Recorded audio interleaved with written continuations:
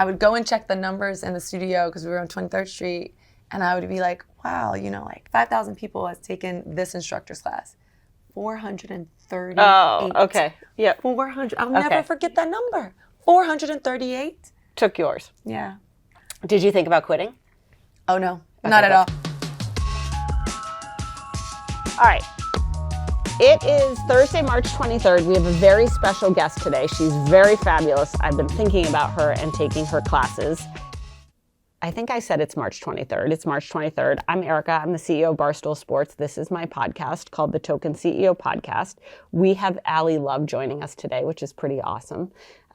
She's quite tall. Speaking of people who are tall in life, Omega Accounting Solutions is a company that likes to help small businesses stand up tall. They are accounting experts. It's a whole fleet of accountants and data scientists and other finance geeks.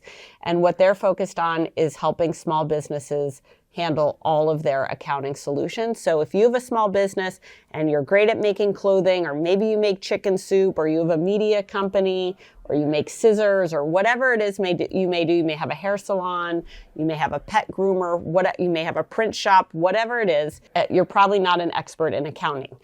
Experts in accounting aren't the most creative people, in my opinion, except when it comes to the books, legally, of course. Long story short, what Omega Accounting Solutions does is it helps your small business be a great business by running all of your accounting for you in a way that you can trust, with expertise you can rely on. The other thing they're an expert on is the employee retention credit. The employee retention credit is this neat little thing that says if you employed someone in your small business during COVID, you're eligible for up to $26,000 back per employee. That's pretty awesome. The window to apply for an ERC credit starts to close on March 31st, so time is of the essence. All right, so call 1-855-505-DAVE, that's Dave, 1-855-505-DAVE, or visit omegataxcredits.com/barstoolsports now. All right. Let's talk to Allie Love. Fascinating career path. I thought Allie Love had a really neat career path. She's also all about Allie Love and in it to win it. So we will hand it over to our conversation. Okay, so Allie Love. We want to hear the whole Allie Love story. You're from Florida. I'm from Miami. You have like a Miami poster right there. We do. That was from the Super Bowl. Yeah. So that is, that's my home, Miami. Miami's your home, but then you went to Fordham. I went to Fordham in New York City, fell in love with the city. I would come up in between school, so summertime, I would come up and dance in New York City. Okay, you were a dancer. Kids. I was a dancer. Were you always a dancer? Like, did you start dancing in Miami? When did the dance thing happen? Dance started in Miami, but it was a product of getting hit by a car, which is a story that I've recently started telling in the last 2 years. Okay. Got hit by a car when I was 9 years old, and in the hospital 7 days, in traction for 5 days. Almost didn't make it, but it all worked out well. In terms of the surgery went well, recovery happened, and it was the following summer. I'd been homeschooled, physical therapy, all the jazz. The following summer. So the recovery took an incredibly long time. Took an incredibly long time. Was your mom freaking out? My mom she's such a G. Okay. I don't think she described herself like that, but she's such a G in that she handled this very well. Like looking back and how she treated me and how she handled everything. She stopped working. She could have lost her job. Okay. Good thing she didn't, but she took off the entire time that I was in recovery. To get you back to health. To get me back. Do you have siblings? I have one sister. My sister was great. She was younger. She's younger than me, so she was really young at the time. So she knew something bad had happened, but she didn't know what. And she just was always like, do you want to play? Which was, at the time, very helpful. And I needed... I needed someone to play with, and that's why she was made. Okay, 100%. That's why my parents had her. Sister. Yeah. Okay. All right. So your mom gets you back to health. You're homeschooled. 9. You must have been in elementary school, right? Yeah, I was fourth grade-ish? Yeah, I don't know. Okay, whatever. And then... Does that mean I'm old now? Because I can't tell what a 9-year-old was in. No, you're a perpetual child. You're thank you. You're a young baby. I'm just a happy baby. Okay, so then how did that get you into dance? So the next summer, it was like everyone's on spring or summer break, and I didn't have anything to do. And my mom's best friend, who's like a second aunt to me, Miss Lizzie, she put her daughter Jasmine into a summer program, and it had dance. And so I was like, well, I want to go into some program. I haven't been around kids all year. So my mom put my sister and I in this summer program, and they offered dance.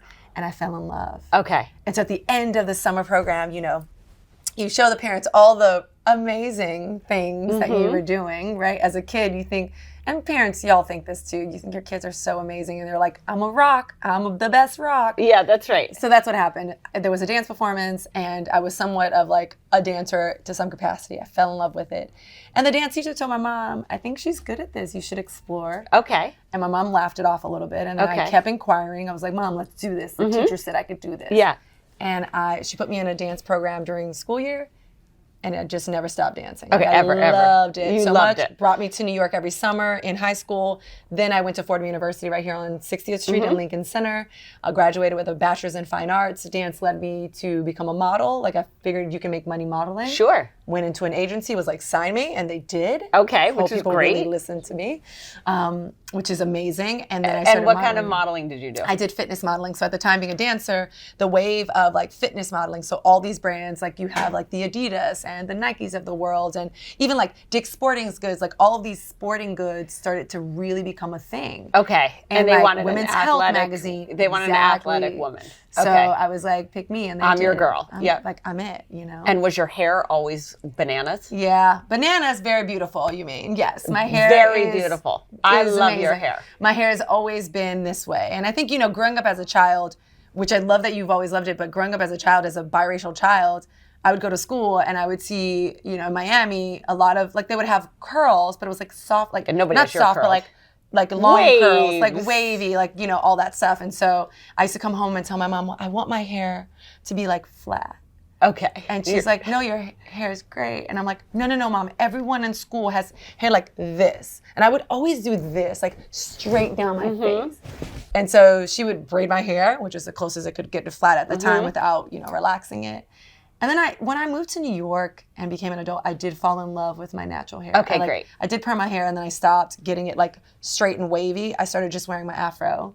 And so it's me, you know. It's gorgeous. I love your hair. Do you know LOL dolls? Yes. Okay. Oh, I'm yes. obsessed with LOL dolls. Wait a minute. Yes. Do you know the LOL doll I'm talking about? There is a The LOL Queen dog. LOL doll. Oh, is there a Queen LOL dog? Who has your hair? I've had a few Peloton moms send me dolls that's like, I think this is you. It is you. It might be. I will say, I know a girl who helped create the dolls, and so I don't know. Should I feel like. I mean, you might. I mean, I'm living with maybe I am someone's inspiration. It was that dolls. I'll take it. Oh, I'll take these it. dolls. Do you guys know LOL dolls? I Look at you, like, love no, LOL no. dolls. Oh, they're amazing. So first of all, Not that one. It's another one though. Is that one? Oh, maybe that is me. That's the one that Maybe I'm reminds all me of of them. you. You are all of them. There was one with like a mohawk that or something like that. That was. Ooh, that's kind of fun. That's like. Anyways, the genius thing about the LOL doll is you have to unwrap it. Like, it's difficult to get the doll. Do you know this? No, I don't. Okay, the packaging is like tough to get through. So by the time the kid gets the doll, it's like, what? And then I think they all look like you. And they have such attitude. They're like sassy, strong, creative, funky women. I love that for them. You should make a doll line for yourself. Would people buy that? I don't know, maybe. Why not? Well, if I make one for myself, that sounds a little egotistical, no? But they could be inspired by it. It's like Okay, for girls. okay. Okay, so we're dancing our heart out, then we're modeling everywhere. Yes, we're modeling everywhere. Okay, loving it, not loving it. Did you like the model life? Loved it. I did. You know what I will say is like I was never in a position where I was doing something I didn't want to do. Yep. And I think this stems from like childhood, being able to decide. I knew at a young age I was going to make decisions about my life. Yep. And I never stop. And so anytime I'm in a position where I just like I don't like this or I don't want to do this, I do figure out a way to make sure I am safe, but also like and secure in terms of adulthood. Like I figure my way out. Yeah, you're like, I'm gonna make just my like I own figure way. my way into things, I Yep. figure my way out of things. So Okay. I loved it. I really did. I loved it. It opened up my eyes to what was possible. I think I didn't know that as a young woman I could like really live in New York City. It's expensive Yeah, here. yep. And as a, you know, I don't come from a lot of money Yeah, you're like, shit, how am I gonna afford to live in New York? without Yeah. like 75 rupees. Yeah, yeah, You know what yeah, I mean? that's right. So I had to figure it out, and I think the modeling world unlocked what's available for most of us, if not all of us, here in New York City. Yeah, it's actually a good point when you can figure out that you can live in New York City on your own and you have enough money. And then I think the other thing that's cool about modeling in your case is I bet you were like, I can take a lot of gigs. I can take as many gigs as I want, and I can make as much money as I want. I could continue, and that's it. And I know we're not in a world where like we're championing hustle culture, but let's be real, folks. Yeah. The only way to get from point A to point B for some of us, not for everyone, right? My story is not for everyone, but it's for many of us, is we have to work so freaking hard. Yeah, that's right. And it's like the days, luxury of working an 8-hour day. No, honey. Yeah. We're working like 12-hour days, and you have to do that for a period of time. I'm not saying do that forever. Is But I have hustle to do culture that. bad? I've heard some the word on the street is that I think romanticizing hustle culture can be, how do you say, like, it can affect folks in a negative way, in a negative capacity, because we are romanticizing this idea that you always and only and forever need to work hard. That it's only about the work. Yeah. And Okay, I agree with that. It's like you need to have a lot going on, but the reality is like, you want to be productive. Yes, being productive, you do have to hustle. Being productive, but you also need to work smarter. Yeah. So not just being busy, which also could mean hustling, or you just ain't getting nothing done. I just like when women figure out like you can work as much as little or as little as you want, but the more you work, the more money you have and the more independence you have. Like that to me is like, you can call that hustle culture or whatever you want, but I think that's a good thing. Yeah, and that's sometimes like, for me, that's what I had to do. That's my story and my experience. That's what I have to do to get where I'm going. And you're comfortable doing it. Absolutely. Yeah. Okay, absolutely. that's a and great way to articulating why I'm doing it, which is most important. Yeah. Okay, I love that. So then how did you stumble on Peloton? They called me. Okay. Because you So were... wait, I listened to your podcast with Jen Sherman. Okay, I love Jen Sherman. She's amazing. She's the best. She's like OG. She makes my heart flutter. I'm obsessed with her. I think most people are obsessed with her. Oh, If you don't know really? her- yeah, like she just has this She's thing. good energy. Yes, it's like this thing. She has the thing. And she was telling her story around how she sent a cold email, and our CEO at the time was like, reached out to her and like, let's have coffee. And her story, while it's definitely her story, my story is somewhat parallel in that someone was like, you should work at Peloton. And I was like, oh. Now, were you teaching fitness? Were No. you... Okay.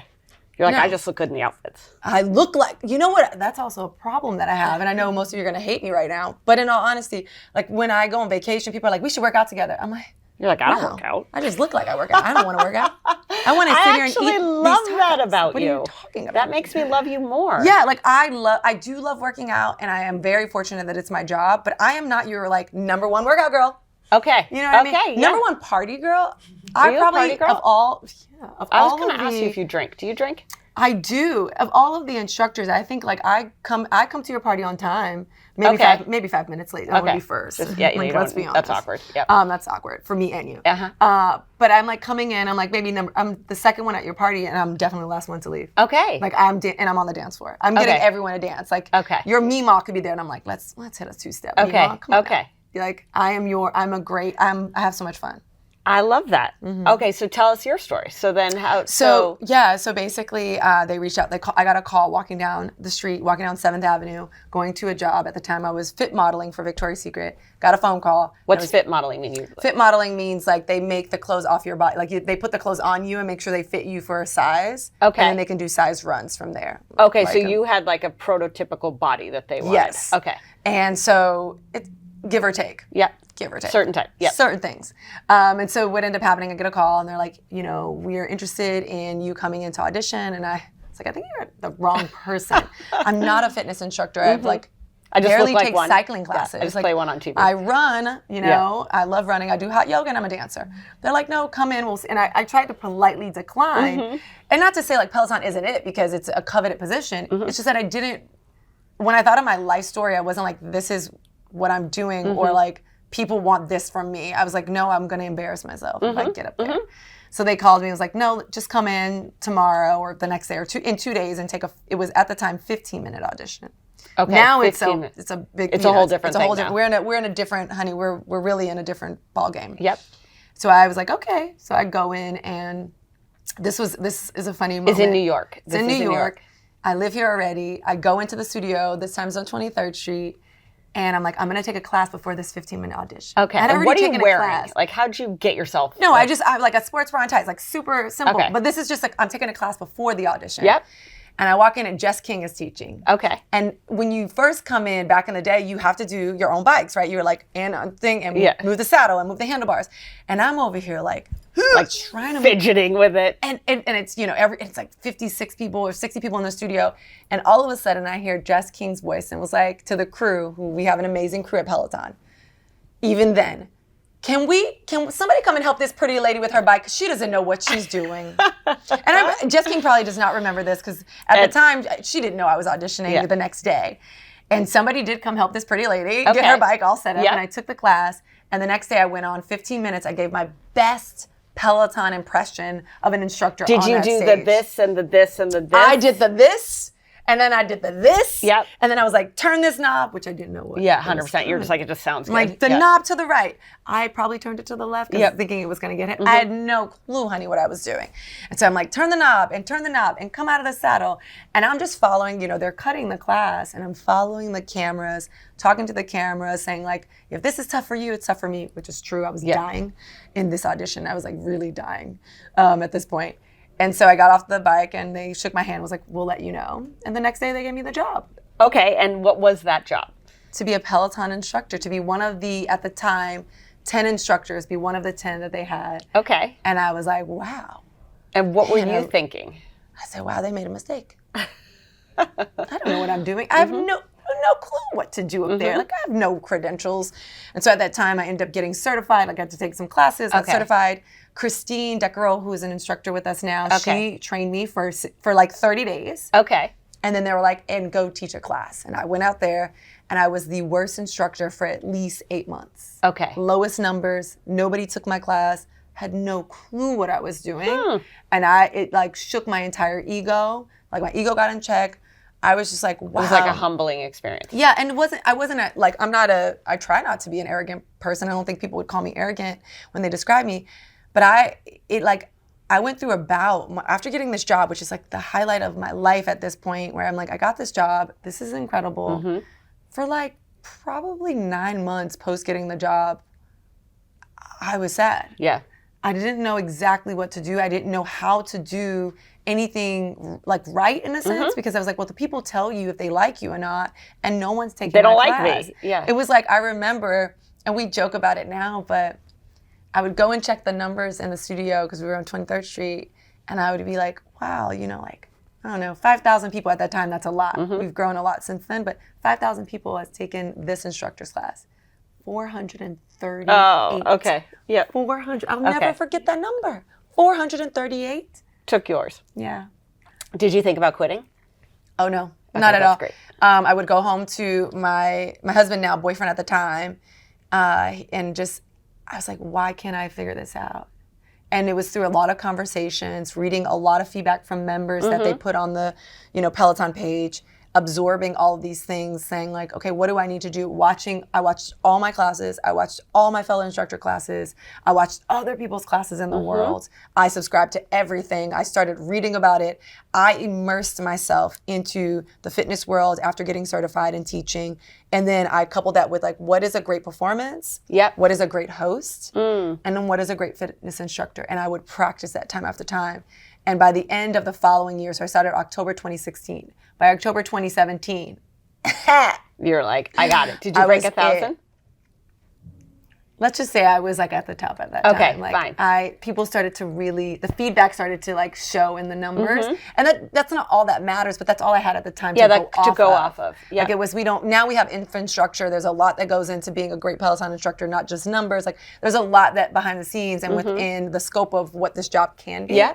But at that time, it was just me in my house with my husband trying to just figure it out. Not get fired. I was like, they couldn't let let me go at any point. And what do you think it was that they didn't like about you? In the beginning, well, it's probably what they still don't like about me. What do people not like about you? I don't think, well, I don't know. You were always my top choice. Thank you. I always you look so smiley and friendly, and you're positive. And then I kick your butt. Yeah, and it was, but you still feel good about it. Good.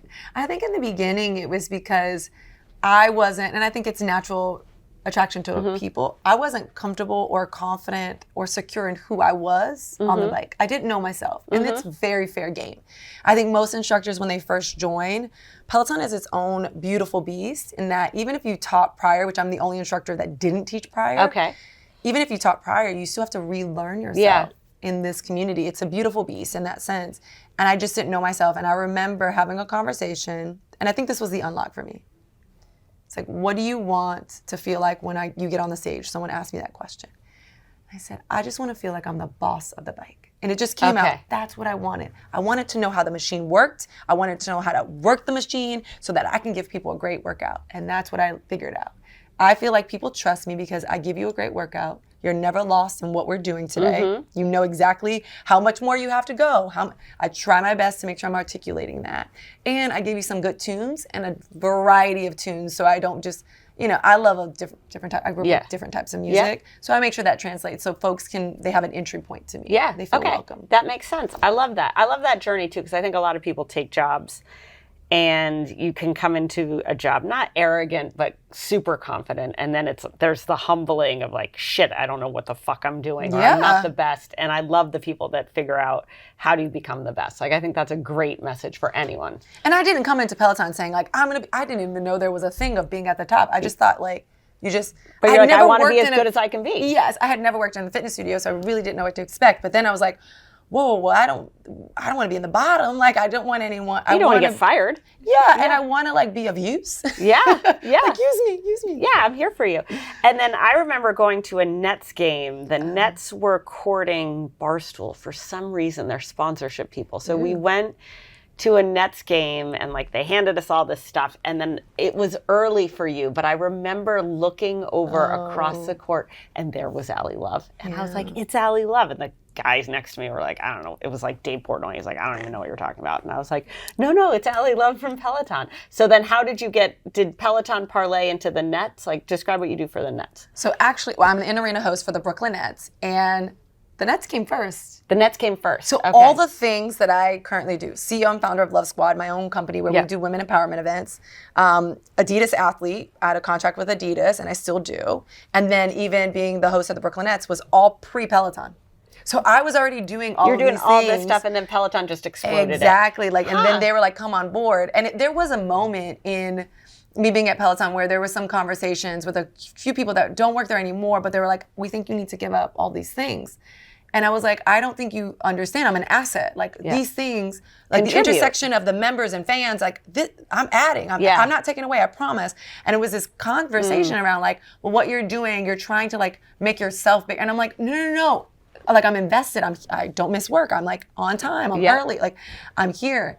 And it took a couple months, maybe some time for folks to see like, whoa, it's that intersection of when you come to a Nets game, it's marketing. You think of Peloton because you see me. Yeah, of course. And then you talk about Peloton to your friends, your mates at the game. And they're like, well, what is that? And it's marketing in a sense. That's interesting. I think that Peloton has probably gone through that journey of like, we want everyone here. We want them exclusive. What's exclusive to Peloton? I've actually noticed, I think Peloton's gotten way more open. Like, I don't think you all did press the way you're all doing press now. But I agree with you. Like, I live that life. Like, I just joined a board outside of what I do for my day job. And it's like, some people are like, no, you should only be doing this and ever only doing this. And other people have a different philosophy, which is like, the more you do, it's better for us, it's better for you, it's better for them. Like, it all works together. So I agree with that. Yeah. I love Adidas. Yeah. Do you love Adidas? I do. They took a bet on me when I had like, 5,000 followers. And not that only thing that matters are followers. And I feel like I'm talking about numbers a lot, but the reality was no one knew me. It's good to know your numbers. Data's important, but like no one knew me, but Adidas knew my philosophy around women empowerment and the ability, to your point, financial literacy is what you talk about. It's like when you make money, you make better decisions. I believe that. I think when women, non-binary folk, like folks that need extra attention in the sense of like we're not at the top of the food chain in the professional worlds, when you are doing well financially and you have a job or even have a job that you love, you make better decisions, even more so to who you end up dating. Yeah, or who you when hang you're more around. secure, you make more secure decisions. Yeah, and I think that is empowering, like opening up that conversation piece. And so Adidas has always been a champion of that for me and is just supported in any capacity. I love that brand. These are Adidas. Aren't these cute? Those are cute. I think they're ugly cute, which is kind of, I think the Stella McCartney line is ugly cute. But I like that. I'm okay with that. It's like I do love Stella McCartney, but like, it's like a thought-provoking. Ugly cute is like thought-provoking. You're like, double take? What do I think? Are they ugly or are they cute? If something makes you ask yourself, do I like it? I like that. I like it. I like it. Okay. Like, I like that fact. Are we like, going to have like an Allie Love shoe? We did back in the day. Nothing currently, but we did have a shoe that I created with 3 other ambassadors. This was like 5 years ago. And it was like a woman designed shoe. It was great. So they've been very supportive in my journey. And, that's great. Yeah. Okay. So then now you're hosting a show on Netflix. So speaking of the expansion, talk about the Netflix show. Oh my gosh. Are you excited about it? This is, okay, for me, this is a big deal. And I know that most people, I feel like we see people's lives through Instagram where the aperture is so small. And they're like, Allie loves a Peloton instructor. She has all these things, you may think. You have all these things going for you. And I've worked really, really, really hard for everything. Nothing was handed to me. Even though Peloton called, I was hosting the Brooklynettes at night. I was modeling in the daytime. I was trying to figure out social media. I'm trying to figure out how to pay my bills on my own in New York City. I'm a young girl literally taking classes, continuing Edge. Like I was doing everything like all at once. And then sincerely, it parlayed into, okay, now I'm at Peloton. Now, all the things that I'm doing, still doing currently these things, Netflix calls and it's like, we want you to be the host of Dance 100. And I was like, after dancing for many years, not getting paid nearly what a dancer deserves, all the many hours of rehearsals, the working out, like all the time and effort accumulated to that phone call. It was not by chance. It wasn't like, this is magic or Allie's a lucky one. No, I have been working hard. Yeah, you've worked towards this. And so like for that call to come through, when I thought I was interviewing. I'm like, if you pick me, I will, and they're like, great, we've already picked you. Like, okay, let's talk about the job. That's awesome, yeah. So I had the job before I even was on the call with them, and it was amazing. And so I went to, the show was filmed in London. It's based in New York, and it's 8 choreographers. $100,000 on the line, 100 dancers, Dance 100. The dancers are the judge and jury, and they are the performers. So they work closely with the choreographers, and then they perform with the choreographers who also have to dance. And then they judge the choreographers.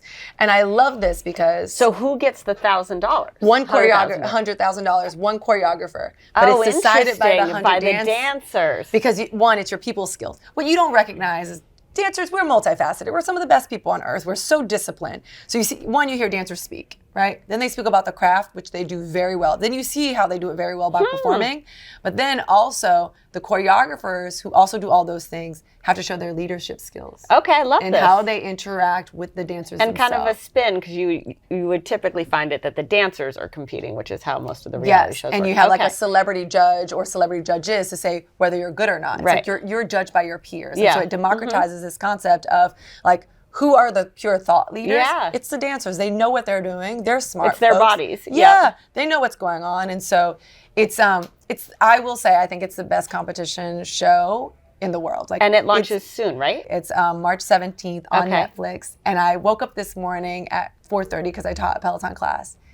And I saw something on social about like Dance 100, and I told my husband, he was up with me earlier, I was like, turn on Netflix. I think they put it up. And it says, literally coming this week, and there's like that, you see the photo, Dance 100, and it's my photo. Oh. And did you take a screenshot of it? I did. I took a video, and I sent it to my family. It's just, this is it's a really big moment, and I don't want to downplay it and say like, while I am very grateful, and I am very, like, I try to be humble for sure. I don't think any of us are humble all the time.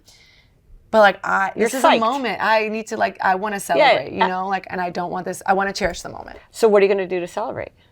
Oh, nothing, nothing big. I think this is me celebrating. Normally I don't talk about anything. I don't talk about anything. I'm I it was love great. that. It's I'm awesome. excited. Did you like the TV experience? Loved it. I love hosting. I love having conversations with people. I love the energy exchange, and I love the fact that $100,000 can change someone's life. Absolutely. And you will see there's a winner. It changes their lives in that sense, right? And I think that to me is beautiful. You were educating. My job is to educate the audience in what is happening, right? I am just the like narrator. Being on the bike. Yeah. Exactly. Here's I'm the narrator, and then entertain the audience and let you know this is what just happened and this is how they feel. So being able to narrate the entire story, bringing the audience in with the dancers and the choreographers, and then also being the bearer of good news sometimes and also the bearer of bad news sometimes. Okay. I've never played that role. Okay. How was the bad news? Did you like it or not like it? I cried in moments. You won't see that on the show, I'm sure. Which, by the way, I haven't seen it. I'm waiting to see. I With can't everybody see else. it. I'm waiting Oh, to you're see gonna it. wait. Yeah. I can. I have the show, but I haven't. The 17th, you're going to be like, I'm just going to with watch your it with the popcorn. world. Yeah. How was it delivering bad news? I cried. I did, because I see in real time how hard someone works. I know what it means to be a dancer. Even like as a Peloton instructor, when some people, you don't know what people are going through. It's just a lot, and I got to uncover behind the scenes. And so I get emotional a couple times. Okay. And like they'll be like, okay, like in my ear, get ready to tell. So and so, such and such. Yeah. And I would like give me a second, and I would like get a tissue, wipe my eyes, and because it's in real time. There's like 500 people in the audience, 100 dancers on stage, 8 choreographers, me. It's a massive place, and I'm about to announce it's a lot in real of pressure. Time. It's a responsibility for sure. Great responsibility. Well, I can't wait to watch it. I'm excited about it. How many episodes is it? Do you know? 6 episodes. 6 episodes. Season 1. Everyone watch it so it can get picked up again, so dancers can make money. Like, it's not even about me. Like, let's get these dancers paid, honey. There's so many dancers on Peloton, too. I feel like a lot. Like Emma Lovewell. Yes. She likes to remind you that she's a former dancer. She does. I gotta tell her that you said that. She always says it. I'm a former dancer. What'd she say? Yeah, she'll be like, when I was a professional dancer, I took Pilates. I love Emma Lovewell. I'm making fun of her right now, but like, don't tell her that. But she's my best friend. She's legit, but she's or I watch the same like frigging class every time, so I always hear the same. No, thing. I love that. I can't wait to text. I'm gonna text her after this. Yeah, you should give her some shit for that. It's like, we know, Emma. I got it. I love that for her. No, we have. I mean, I will say, the roster of 53 instructors on the bike, on the mat, on the tread. They're amazing people. They're really good at what they do. And all very different. Off camera, they're even better. I bet. Like, they're fun people. Like, do you guys they're fun on the platform, but like, yeah, we do. We hang out a lot, actually. I think we celebrate a lot of milestones together. Yep. People having baby showers, announcement baby parties, yeah, housewarming, life is happening. Yeah, that's great. Yeah, so I think that is, I'm very lucky in that I do have. You like your coworkers. I do. I like them. And I think the most important thing is that we respect each other. Yeah. I don't think that we know that there's no one of the 53 of us, there's no one in the world that does what we do. Yeah, you've also been through something that's very unique. Exactly. So it is nice. Yeah. Former dancers, Emma Lovewell, Jess King, Cody Rigsby, Hannah Corbin. Cody was a dancer? Yeah, Cody was my dance partner. He so was? Back in the day, I'm tall. And everyone says that when they come into the studio, we take photos, they're like, wow, I didn't know you were this tall. How tall are you? I'm like 5'9". All right, but like I love with my hair, I'm probably like, yeah, you're like 6'11". Yeah. But it's like, I got in an Uber this morning and the guy's like, what are you, 6'1"? I'm like, good morning to you at 4:30 in the morning. Yeah, that's right. I'm like, okay, I'm okay. I feel fine. It's great to be tall. But yeah, as a dancer, I always needed a tall dance partner. And so Cody was your guy. And he had to like lift me up and all that stuff. Oh, I love that. I know. He's great. Are there more women instructors than men? I feel like there are. There are more. Oh gosh, I gotta count. I know what I think is beautiful is like we are a very diverse cast of folks. And I love that about us. And I feel like everybody brings their own like freakiness to their thing. We do bring our own freakiness. Yes, you know? do. Mm-hmm. I like that. That's part of what makes it cool. Okay, so then talk about being the CEO talk about being a CEO. Yes, so what credentials do I have to be a CEO? None. You're welcome. Well, that's fine. I did it. No, I started this company, again, pre-Peloton, Women Empowerment Group.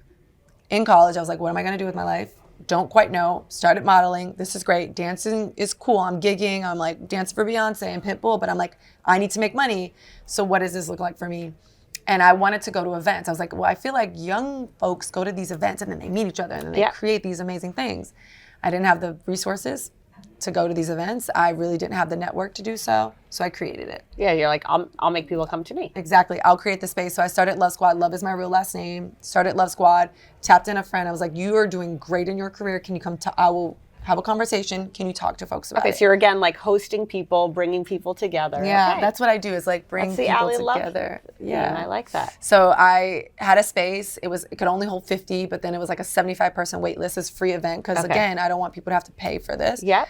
So we had about 125 people in a space. I had a girlfriend of mine. We had the conversation. I got some free food from like a vendor back in the day. And nobody would leave this space. I was like, okay, you got to get out. It's free. It's 8:30. I got to give it back to them. Please get out. I can't afford it. Eventually, folks left. And I just knew, I was like, this is something. People young folks want to network with each other, especially young women. They want to figure out what other young women are doing that they didn't learn in school or in the world. Yep. And have these safe conversations. Yeah. And so that's what we do. We provide safe conversations. So this year, we're starting a dinner series. Okay. I partner with a restaurant and a restaurant group. and we're doing a 35 to 50 person dinner, sit down dinner experience where we have these conversations and make sure we're connecting folks. I love it. Thanks. Allie Love, you're a busy lady. I am. I'm productive. You are very productive. Tell people where they can follow you and find you and watch you. You can find me on the streets. No, I'm just kidding. I'm like always walking the streets. Uber at 4:30. At 4:30. Yeah. Social media, Allie Miss Love, Love Squad at Love Squad on all the platforms, Allie Miss Love. And then, of course, on Peloton. And be sure, please check out Dance 100 on Netflix. It's a big deal.